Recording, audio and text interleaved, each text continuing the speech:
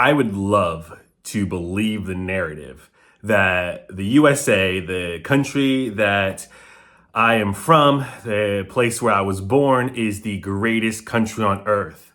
But just doing this channel over the past few years and hearing everyone's stories about trying to land a new job and just looking at the job market of 2025, I mean, unfortunately, for the greatest country on earth, for a huge superpower, our job market is pretty embarrassing. And it's not just a 2025 thing. I mean, this was happening last year and to some extent the year before. And just people are really struggling. And it seems like we are in the ultimate age of the haves and the have-nots. So we have the people who are super rich and the elite and all that kind of stuff. They don't have to worry about anything. There's plenty of work for them to do, money on top of money on top of money. And then it just seems like there's everybody else who are just working minimum wage jobs. And really, because everything's so expensive, multiple minimum wage jobs.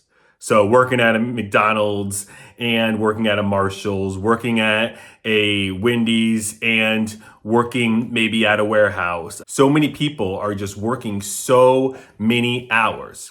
And some people are insensitive to this. They lack empathy and they're just like, oh, well, tech workers and other kinds of workers are making too much money. Okay, fine. I'm not saying that people who are working in office need to be making 300,000, but at these wages of these other alternatives where you're making $12 to $15 an hour, I mean, what are you going to do with that? You can't pay the bills with that. You can't live on your own with that. And I don't think it is this great luxury, this huge sense of entitlement to want to have your own place. I mean, it's not healthy for everyone to live with their parents until they're 50 years old. It's not healthy to stay in toxic relationships because it's the only way you can afford your rent. It's not healthy to apply for hundreds and hundreds, if not 1,000 jobs and get nothing but ghosted. I mean, this is not something that should be happening in the United States of America.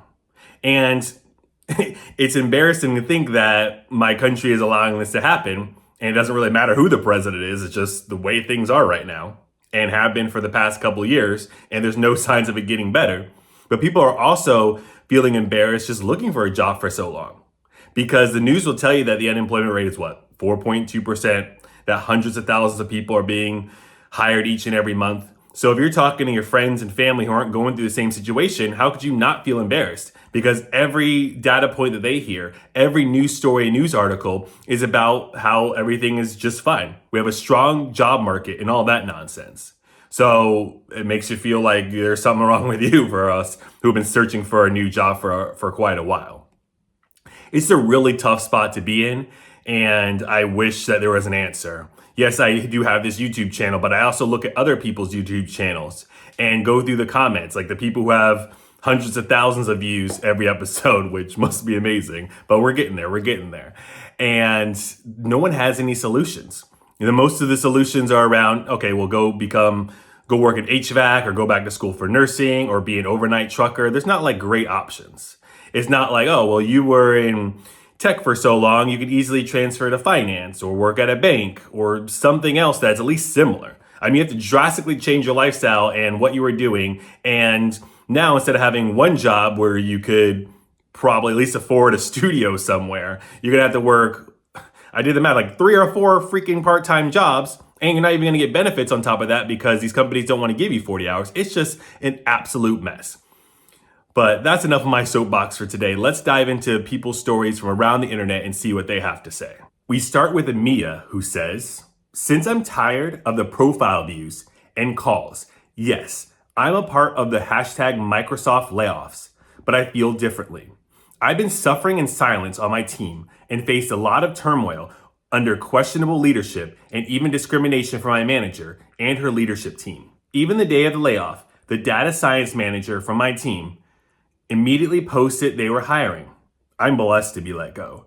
A weight was lifted off my chest. I no longer have to pretend and my days at Microsoft are behind me. Only the best is yet to come, and I hope others can lace up their boots and move forward. I'm actually not searching for work right now. I'm finding purpose that's not wrapped in golden cuffs or a check. Thanks, everyone. And then she leaves on LinkedIn what her Microsoft badge looked like. And it's tough because we used to hear that there was so much instability in startups, right? You want to work at a big company, a company that's growing, that has a lot of money, a lot of revenue to spend.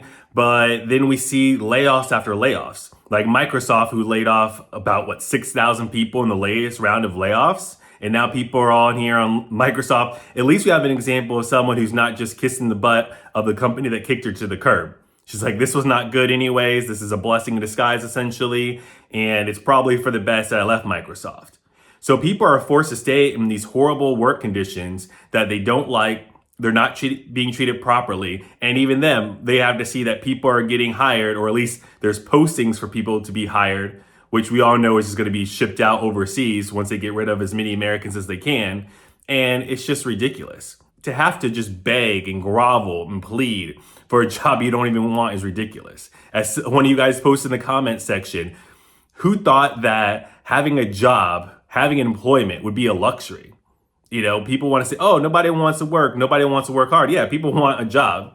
People don't want to have one career for 15 years and then start digging ditches. I mean, doesn't make sense. That's not a good career projection or trajectory. And even if it was, you're still not going to get paid the same amount or even close. If you're making $80,000 at your corporate job and you can work at a warehouse for $70,000, well, that's, I guess, not too much of a drop off. But if you have a corporate job and experience and degrees and yada, yada, yada, and you're making $70,000 and now all of a sudden the best job you can get is part-time, no benefits, making $20,000 a year, I mean, that's not equivalent. You shouldn't have to work 3 jobs when you had 1 job. And like I said, with how high rent is and eggs and the cost of living, you can't go to like $20,000 a year, $30,000 a year. When I graduated, I made $40,000 a year. And now if I made $40,000 a year, I mean, I still have to live with, I don't know, relatives under a bridge, something. I mean, this is not a realistic transfer from what we were doing. Next, Beth says, 2 months unemployed and 2 screening interviews completed. No offers. So far, I applied for over 25 jobs. It is embarrassing to write, but it is my reality. If someone you love is in this position, please don't say you have excellent credentials, you will find a job, because that may not be possible. Instead, offer some help. Review a resume or a cover letter and discuss different strategies for a career pivot. Because honestly, knowing you are not alone is what makes it bearable to keep going. That's why a lot of times in the comments, I won't tell you guys, oh, you got this, you'll pull through, everything will be fine, because I don't want to give you false hope. I don't know that that is going to be true. And, you know, I could review your resume or your cover letter or whatever, but I mean, obviously I'm not the person to do that in 2025, since if I could figure out how to land my dream job, I could easily help you, but I can't. So, you know, you don't want to give people false hope, but it is good. And I think you guys like this channel because you can see that you guys aren't the only ones out there. You don't have to believe what the media tells you, that everything's fine, that the job market is strong. You can see people's stories, endless amounts of stories about people's everyday struggle to land a job. I mean, 2 months and only 2 interviews. Now, apply to 25 jobs. I don't know how long it's taken her. I don't know what kind of job market she's in.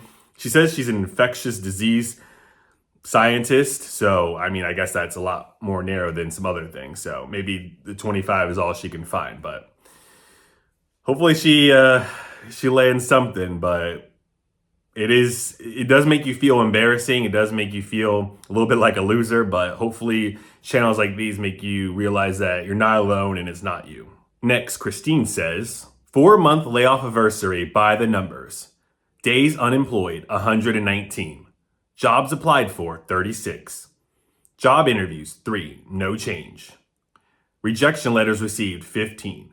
Prospective employers who haven't responded at all, 21. Longest silence from prospective employer, 109 days and counting. Number of unemployed people in the USA today, 7.2 million. Unemployment rate, 4.2%. Movement of unemployment rate, rising. Average price of a dozen eggs in Minnesota, December 2024, $4.15. Average price of a dozen eggs in Minnesota, May 2025, $5.10. Supported friends, colleagues, and family members. Still at it. They must really love me. Still swearing at economic news reports? Yep. Still persevering? Also, yep. Stubbornness coming in handy. And as I said, the price of everything is going up. I mean, just everyone's talking point is really the eggs, right? Just like the financial gurus tell you, you're only struggling with your finances because you drink at Starbucks. So there's more to life than eggs and Starbucks, but I mean, I guess it's one metric to look at. But the reality is, yeah, everything is going up, but then everyone's telling you to humble yourself down, take a lesser role, work part-time, something is better than nothing. Yeah, something's better than nothing, but I mean, people are working jobs and still living on the streets. People are working jobs and still living with their parents, still living in their cars. I guess, yes, it is better than nothing, but it's still not enough. Better than nothing shouldn't be our ultimate measure of success. I mean, we're not talking about great, we're not talking about good. We're like, oh, well, better than nothing. At least you could pay a little bit of your bills. Not all of them, but some of your bills. Ridiculous. Next, Claire says, as recently unemployed parents of 2 toddlers, it's hard for my partner and I not to catastrophize over the state of the job market. Even despite agonizing over every line in my resume, drafting careful cover letters, and scripting out responses to every potential interview question available, both of us are coming up empty. We can apply for unemployment insurance, give up daycare, sell the house, but at some point, that may not be enough. If you're in a similar boat, I am so sorry. I hope we all make it out the other side and that this all can fade into distant memory. And so far, we've looked at 2 different scientists, right? One person, some kind of genius scientist that I don't even understand, and then this is a research scientist. So it's not all just people in tech. I mean, it's people in sciences, people who are teaching, people who are working at big tech companies, people who have worked at smaller companies. I mean, this is all over the globe. I mean, yes, I guess we don't have bedside nurses and maybe we don't have a bunch of overnight truckers, but I still have seen TikToks and other people's YouTube channels who do those TikTok reviews of like truckers in their 50s breaking down in tears because their truck is being taken back by their company. So everyone's being affected like this. I mean, my viewpoint and my world is around tech, but I'm still reaching out and finding articles and posts from people in other fields as well that are also struggling in this economy. But for Claire, it's not just herself.